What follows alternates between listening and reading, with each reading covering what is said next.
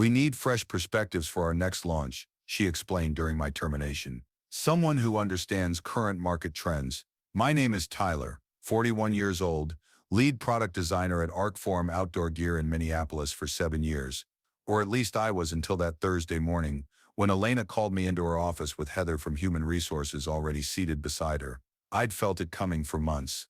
Ever since Elena took over as creative director, bringing her glossy magazine aesthetic to our rugged outdoor brand, everything I designed, practical, durable, built for actual mountains, suddenly wasn't forward-thinking enough. Your work lacks the innovation we need moving forward, Elena continued, sliding the termination papers toward me with perfectly manicured nails that had never gripped a climbing rope. I nodded, kept my face neutral. 7 years of my designs had built this company's reputation among serious outdoorsmen.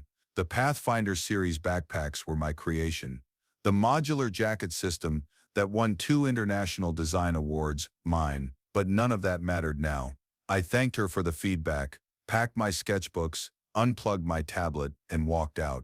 What Elena didn't know, I'd been quietly developing a portfolio on my own time. Designs Arcform had rejected, claiming they were too experimental or not aligned with our demographic. Designs I still believed in. As I drove home, my phone buzzed with a text from Brian in product development. This place just made the biggest mistake of its corporate life. I learned design at my grandfather's workbench in Duluth. He made custom wooden canoes, teaching me how function determined form. No wasted space, no superfluous details, just purpose made physical. I carried that philosophy through design school and into my career. When I joined Arcform, they were struggling. Good products with poor design execution. I rebuilt their entire aesthetic from the ground up.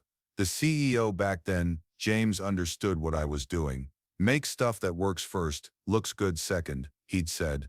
The people who actually use our gear will notice. He was right. Within 3 years our sales had doubled. Outdoor enthusiasts trusted the brand because the products solved real problems.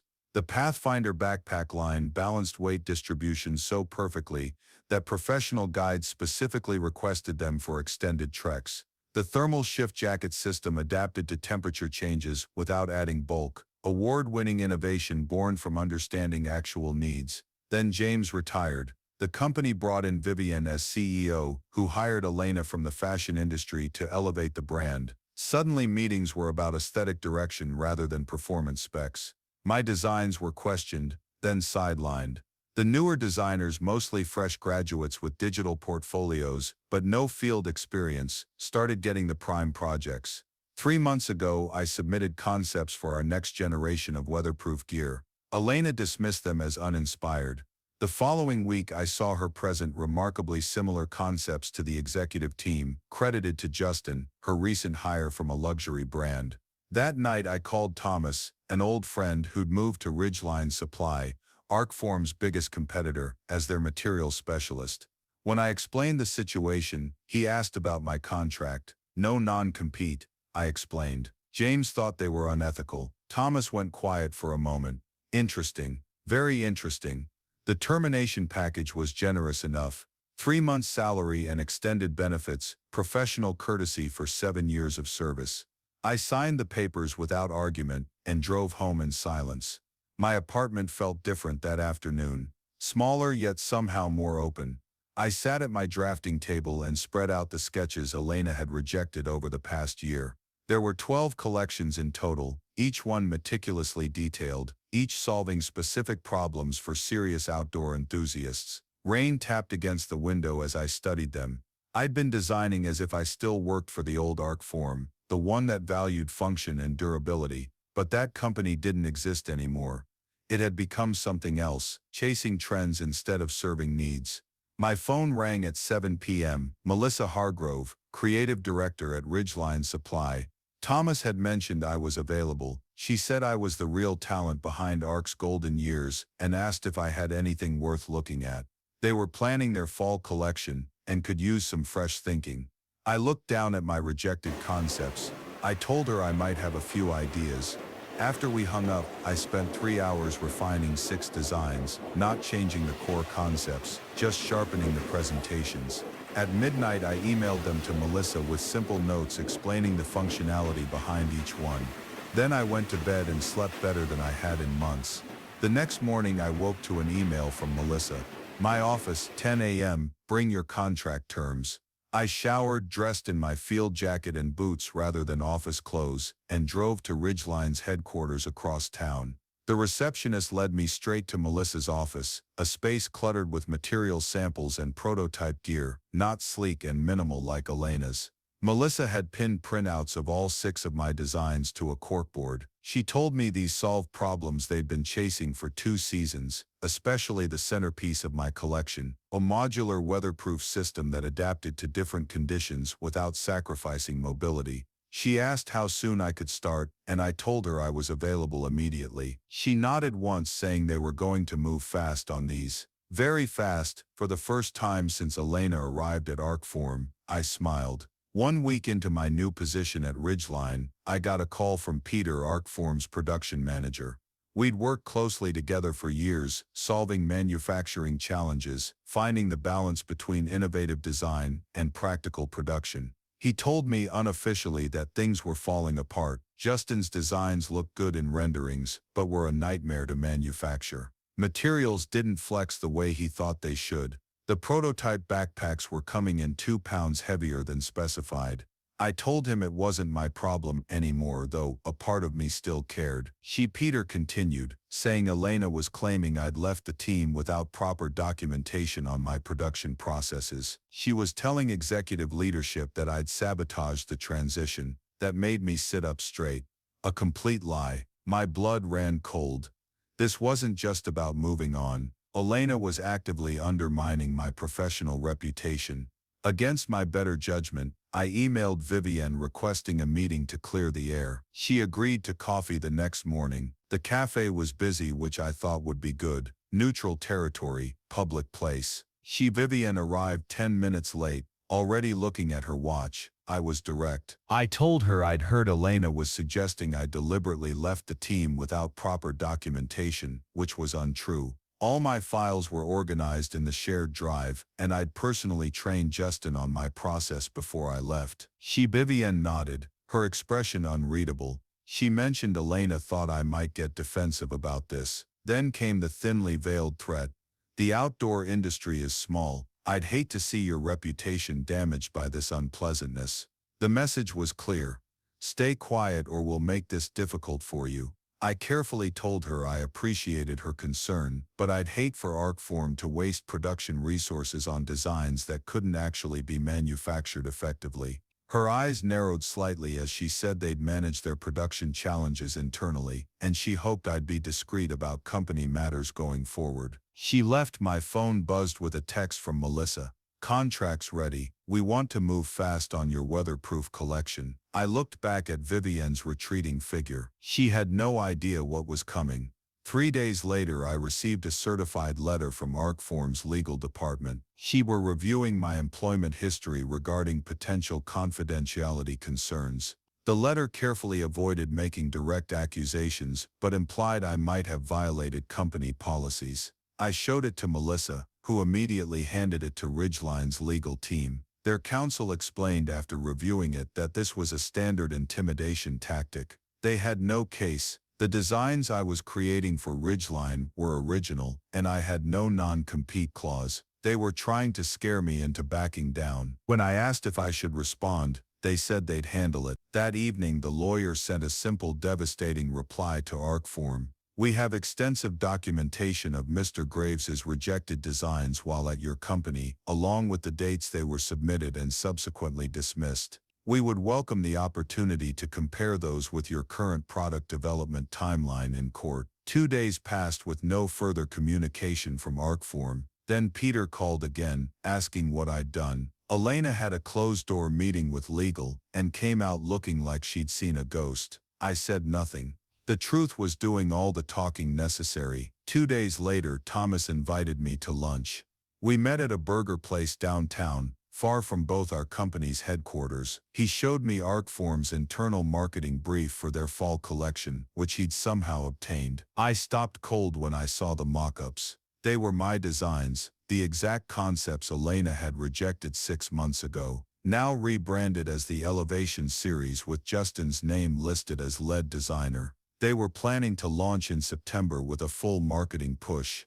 They'd already ordered materials. The realization hit like a physical blow. She had rejected these designs, knowing she'd use them later. She just didn't want me to get the credit. Thomas then showed me something else I should know. Ridgeline was planning to fast-track my collection. Melissa had convinced the CEO to move up production. They could have my designs on the market by August, a month before Arcform's launch, and with proper attribution to me as designer. I needed to decide immediately. Once production started, there was no turning back. I didn't hesitate. We would do it. That evening I called Melissa and formally accepted Ridgeline's accelerated timeline. The contract included something Arcform had never offered: royalties on each unit sold with my designs, plus creative control over the final production specifications. They were calling it the Summit Series, and they wanted my name featured in the marketing. 2 days later, I signed the paperwork in Ridgeline's headquarters and handed over my complete design files, not just concepts but detailed production specifications, material requirements, and manufacturing guidelines. When I got home, there was an email from Elena in my personal inbox. She hoped her message found me well. She was reviewing some of our upcoming designs and realized they might benefit from my expertise in a consulting capacity. Would I be open to discussing this? I deleted it without responding. The following week, I toured Ridgeline's manufacturing facility with their production team. They'd never attempted anything like my modular system before: marked components that worked independently but functioned best as a cohesive unit. The lead engineer, Diane, pulled me aside after the tour, saying my designs were revolutionary but also complex as hell to manufacture. If we were really hitting the August deadline, she needed me in the facility every day. Whatever it takes, I told her. For the next month, I worked 16-hour days. I slept on a cot in the facility office twice when we were testing waterproofing systems. The production team grew to respect me when they saw I understood the practical challenges they faced. Unlike Elena, I didn't dismiss manufacturing concerns as someone else's problem. Halfway through the process, I received another email from Vivian. We should discuss your current activities for your own professional future. Another threat. Another attempt to control what they'd thrown away. I forwarded it to Ridgeline's legal team without comment and kept working. Ridgeline moved with astonishing speed. Within 3 weeks, they had prototypes of my weatherproof collection. I spent days in their workshop fine-tuning details, working directly with their production team to ensure every specification was perfect. The Summit series consisted of 5 interconnected products: a modular backpack, all-weather outerwear with removable components, adaptable footwear, ergonomic camping equipment, and specialized accessories. Each piece worked independently but functioned best as a system, something I'd been trying to get Arcform to understand for years. Melissa brought me into marketing meetings, something Elena had never done, and listened when I explained the practical benefits that should be highlighted. These weren't fashion statements. They were tools for people who depended on their gear in extreme conditions. In late July, whispers started circulating in the industry. Retailers who'd gotten preview samples of the Summit series were impressed. Online forums buzzed with speculation about Ridgeline's unexpected direction. Then came the call from Peter at Arcform. He started to ask if I was responsible, then stopped himself, saying he shouldn't be asking. I asked what was happening over there, though I could guess. Peter told me Vivian had seen Ridgeline's preview catalog. The Summit series was remarkable. Elena was in full panic mode, claiming they stole concepts from Arcform. I remained silent. Peter continued, saying we both knew these weren't stolen from Arcform's current concepts. They were my original designs, the ones Elena rejected. My name was on them, clear as day in the catalog. Designed by Tyler Graves, former lead designer at Arcform. It was brilliant. The following day, Vivian herself called. I let it go to voicemail. Her message was terse. Tyler, this is unprofessional. We should discuss this situation immediately. Instead, I drove to Ridgeline's headquarters for the final product launch meeting. The marketing campaign was ready. The manufacturing lines were set. In 2 weeks, the Summit series would hit specialized retailers nationwide, 1 month ahead of Arcform's planned launch of the suspiciously similar Elevation series. The night before our launch, I couldn't sleep. 7 years at Arcform, countless prototypes, hundreds of sketches. All that work had led to this moment, not the way I'd expected, but maybe the way it needed to happen. At 5 a.m., unable to rest, I drove to a trail outside the city. The same trail where I'd tested many of my early Arcform designs. Dawn was breaking as I hiked to the ridge. The air was cool and damp, exactly the conditions my weatherproof system was designed to handle. My phone buzzed. A text from Melissa. "It's live. Website just went up. First orders already coming in." I stood on that ridge watching the sunrise, feeling a strange mix of vindication and sadness. I hadn't wanted it to end this way with Arcform. I'd given that company everything, but they'd chosen Elena's vision over mine, style over substance. Now the market would decide which approach was right. By the time I hiked back to my car, I had 17 missed calls from unknown numbers. Outdoor journalists, industry bloggers, and gear reviewers, all trying to get the story behind Ridgeline's surprising new collection. And one message from Elena: "You've made a serious mistake." I finally called her back and simply said, "No, you did." The Summit series launched on August 12th. By noon, Ridgeline's website had crashed twice from traffic volume. Their customer service lines were flooded with retailer calls trying to increase their order.